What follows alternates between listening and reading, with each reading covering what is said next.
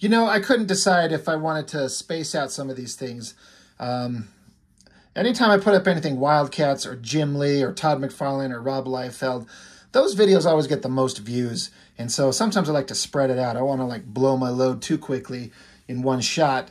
But you know what? Fuck it. We're going to start getting on this Killer Instinct crossover. We're going to start with Chapter 1. We looked at Wildcats number 5, which was the first issue of the ongoing series after the miniseries. We looked at that book, and then we looked at Cyberforce number 1, which was the first issue of the ongoing series. And they were all okay, but they were both preludes to this Killer Instinct crossover where Wildcats and Cyberforce were going to cross over. We're going to see Jim Lee and Marc Silvestri draw their books and each other's respective characters, and I couldn't have been more excited. And I actually haven't flipped these open, at least this one so far. I haven't flipped this open yet to see what's in it, but I've looked at it a million times when it first came out. It's just been years since I did, so I'm not worried about it. But to start out with Jim Lee drawing Ripclaw, jumping at Warblade in his stupid outfit, and the Misery here with their sweet ass. All right, you got me. I'm hooked. Cover. Let's get into it. Oh, yes. Oh, my God. Is this that issue? Hold on. Oh my God, I'm so excited. There's things that go on in this book that I forgot about, that even when I read this, I thought it was some of the stupidest shit I'd ever seen.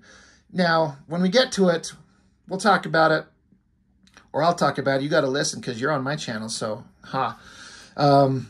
It's a comic book, and it's all this like fantasy shit. There's robots and aliens and spaceships and girls in outfits that would never stay up. It's like, so why do I look at some stuff and go, that wouldn't happen?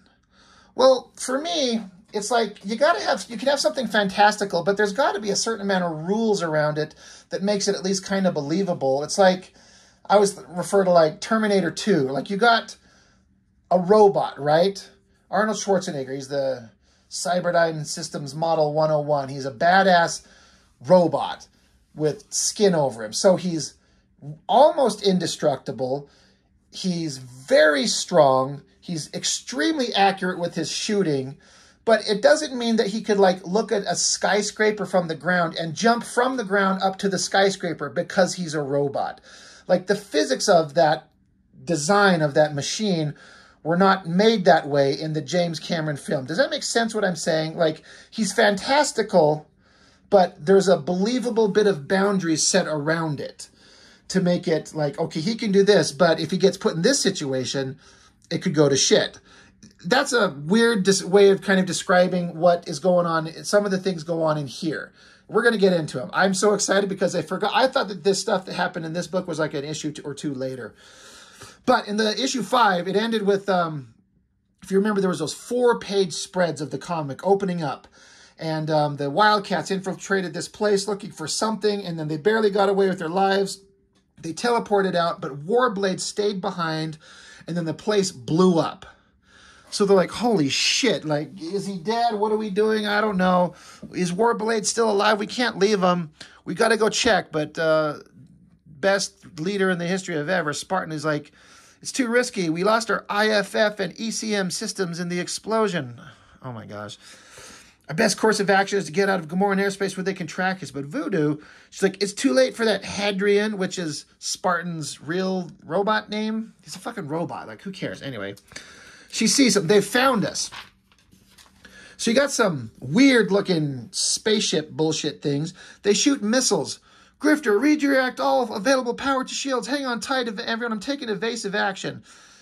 And it says, while his superhuman reflexes and G-force resisted, Spartan takes us to the edge of the envelope and dodged 4 of the missiles. The shields managed to absorb the impact of the remaining 2, but the other 2 launched their missiles, and it doesn't take a rocket scientist to figure out what's going to happen next. Jesus, who wrote this bullshit? Of course, Brandon Choi. Fuck that guy. Now, I like this drawing a lot. I thought this, like, drawing of Grifter getting shot back, like his head and his hair and the lighting, Spartan flipping over. But here's the thing. They're in a futuristic jet. It gets shot by missiles, and it fucking explodes. You can see the explosion all around them. This is fuck you number 1. They all live. They're just fine. It's like you watch Top Gun. If you see those fuckers in a jet, the missile hits the jet, and it explodes. You know, maybe you're lucky and it hits the tail of the jet and you're able to eject. That's not what happened. These missiles hit the jet, it explodes. And if you're in a machine that's hit by concussive explosive missiles and it explodes around you, you're dead. Every one of the Wildcats is dead right here. But no, they're just falling. And then so dum-dum, someone's like, I'm going to try and protect us with a plasma shield. Like, I'm going to try to, not that they did. And some stupid grifter, I think, narration. We're not even going to look at that. Voodoo's like, oh my God, we're all going to die. Watch it, Voodoo. Make sure you stay clear of those intakes. Like, you can't be yelling shit at each other in the air as you're falling with the wind and the air and all that nonsense. Maul, I'll take care of Voodoo. You got to try and reach Void. So he, like, zips over there and tries to grab her. Spartan grabs onto Voodoo here. Now, he can fly, so, okay, I'm buying this. I guess she's unconscious. That's pretty good drawing. Grifter's yelling, hey, behind you. Like, having, like, these conversations in air. You seen guys parachuting and having deep conversations? Like, I don't know that that happens. So Spartan charges up his fist laser with Voodoo looking hot as hell. Shoots the thing, blows up the front. Okay, good. And stupid Maul grabs her, and then he decides to grow giant so he can smash through this ship. And this, I don't think this is a great angle. It just looks like Maul looking like his regular size, and he just smashed in like he smashed like a stereo or something. I think there's a better way that could have illustrated this to show the massive size of him being giant and smashing this jet. Here's fuck you number 2. Zealot and Grifter are falling through the air. It would appear our journey together has finally come to an end, brother Grifter. I got an idea, Zealot. Follow me. Do I have a choice? Follow me? You're falling through the fucking air. Now, I know parachuting or whatever, you can, like, guide yourself. But there's a ship flying along at probably hundreds of miles an hour. Like, woo-wee, this is great. I saw him do this in a movie once. Like, this is no movie. You're no Patrick Swayze. Like, that was what makes it even better. It was so stupid. So they're just, like, angling themselves to catch on to this ship as it flies by. Like, wouldn't that ship have been gone or it looped around? It would have been shooting at them, and these guys are falling through the air. So this is fuck you number 2. They grab onto it. They grab onto the ship that's flying by them. And he's like, woo-wee, what a rush. You know what, Zealot? That's almost as good as the first time we fucked. He doesn't say the fucked part, but that's exactly what he's talking about. She's like, don't flatter yourself, brother Grifter. Here's fuck you number, what am I? This is 3. So getting blown up by the missiles and living is 1. Flying through the air and grabbing onto a jet is 2. Or flying through the air and, like, maneuvering yourself to catch onto a jet is 2. Grabbing it is number 3. Number 4 is on a jet, flying through the air, hundreds of miles an hour. Fucking Grifter lights a cigarette. He pulls out some smokes as if the thing would zip right out of his hand and get flown away. He fucking lights it up, and he's taking a drag. All right, I'm placing the charges now. And so they blow a hole in the jet and then jump in and start they just start blowing them away. Bad guys point guns. Boom, boom, boom. Kills him dead. Okay. Oh, perhaps it would have been useful keeping the pilot alive, brother Grifter. Oh, now you tell me this. Who needs him anyway? I got a knack for this shit. So they jump in the jet and they can't fly. Oh, wait. He damaged the ship's controls. I always liked that face on Zealot there. The eyes, nose, the mouth, especially the mouth. And he always drew good mouths, the highlights on the lips and the teeth and the tongue and everything like that. Anyway, so all this bullshit, lighting up a cigarette while he's on the outside of the jet. I mean, I read this when this came out in December of '93, and I remember as a kid, like I was 16 years old at the time, and I remember reading this going, man, fuck this. This is stupid. I mean, is it cool? Do you remember this with nostalgia as a kid? It was fucking awesome. They landed on a jet, they lit up a smoke and shot the bad guys. Okay. Even me as a kid was like, that's dumb. So the ship belly flops into the ground, boom. And they crawl out. You call that a landing? We're lucking, blah, blah, blah, whatever. Oh, and what? They beat, even though the jet was flying and Maul was falling the entire time, they reached the ground before Maul. So now he's giant, huge, coming down, boom. And then he kind of, now here, this is an interesting use of his size, because here's these little tiny specks of figures. That's Grifter and Zealot. And Maul is massive, but he's so big his brain just shut off. It's just done. So Void's like, She's like, unfortunately, at this site, his brain is simply shut down. So he's just like a giant drooling vegetable there. So that kind of like, all right, he's got his stupid back tusks again. But his brain shut off. So Spartan and Voodoo reached the ground. How's Voodoo doing? My initial diagnosis indicates a concussion, possibly some internal bleeding. She's going to need some immediate medical attention.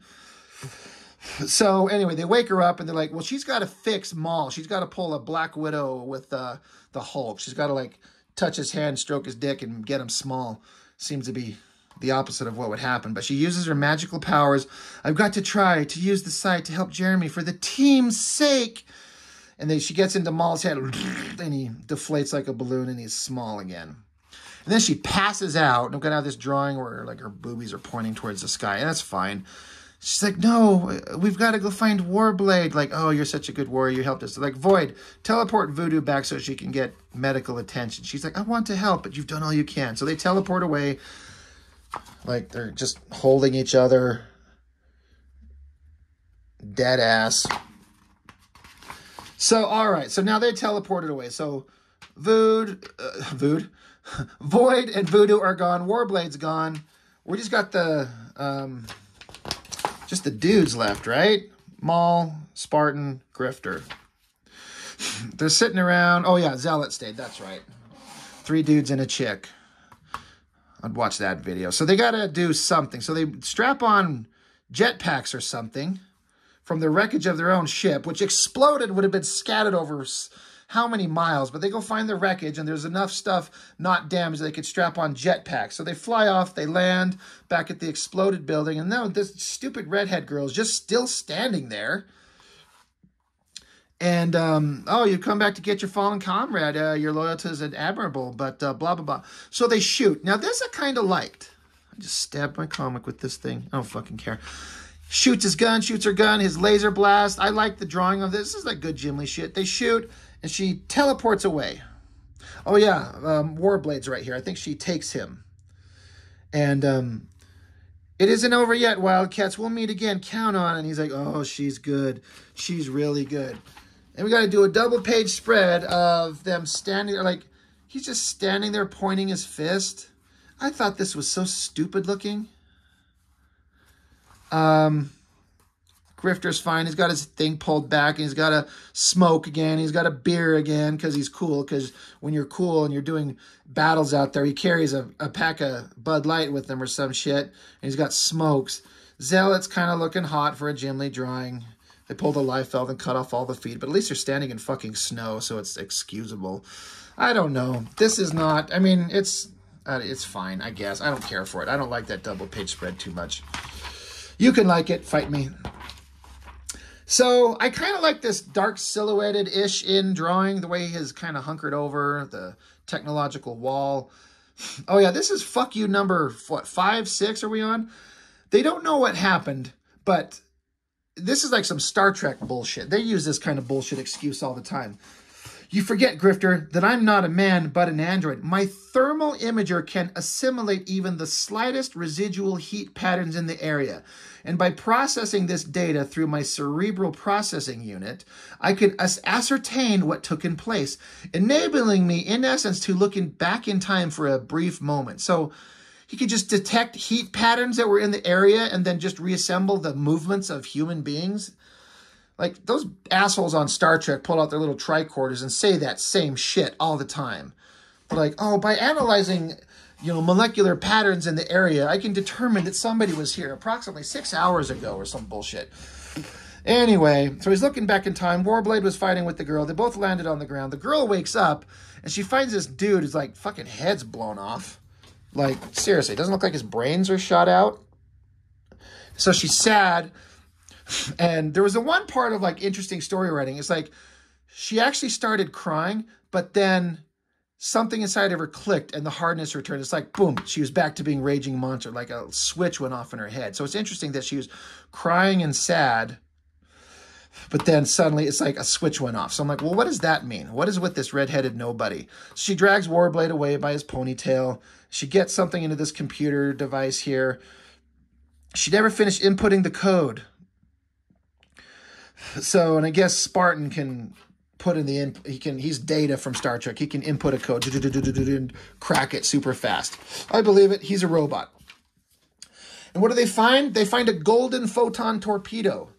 This is what this always looked like to me, because I'm a nerd. I watch Star Trek.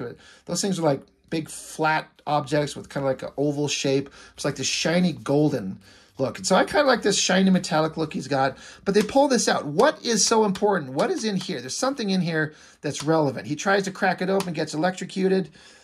And so Spartan calls her homie Jacob Marlowe and tells us about some shit. He talks about a bunch of stuff. Who cares? He's telling him. He's listening. And they do a flashback in time. And this was 2 years ago. And he runs across Warblade. I don't know. Who cares? Now we cut back to wherever they ended up. The girl, Misery, with Warblade. He's chained up. She's looking hot. He's pissed off. And she's giving him the smart-ass looks. But he snaps himself free. Dives at her. He's like, I'll rip your black heart out with my own hands. Not this time, Butcher. From off panel. Not this time, Butcher. Who? I kind of dig this drawing. The eyes and the cross-hatching.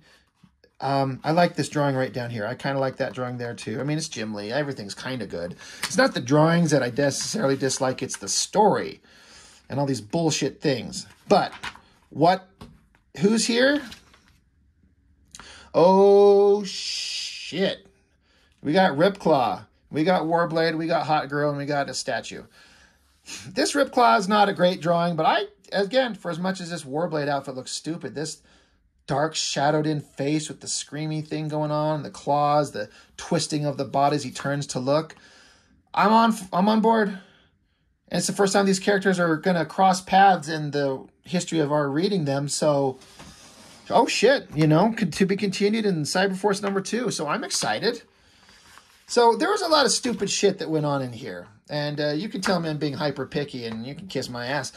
Just kidding. I love you guys. But seriously, like this lighting up a smoke on the ship, missiles hitting it and exploding in midair. Like this was just, at the time, again, I was a 16-year-old kid reading this. I'm like, that's not how things work. But neither are there aliens that can flex into like metal shapes and mutants with cybernetic enhancements. So what's my problem? I've just got attitude problems is what it is. Anyway, so not a great start, I guess, but also a great start. It's so conflicting. It's so hard to know. Anyway, that's all. That is Wildcats #6, beginning of the Killer Instinct crossover by Jim Lee. Next time, it's Cyberforce #2 with Marc Silvestri. So we're going to get that shit out and get looking at that one right quick. So that's all I've got for this one. Thank you for watching, and we'll see you on the next one.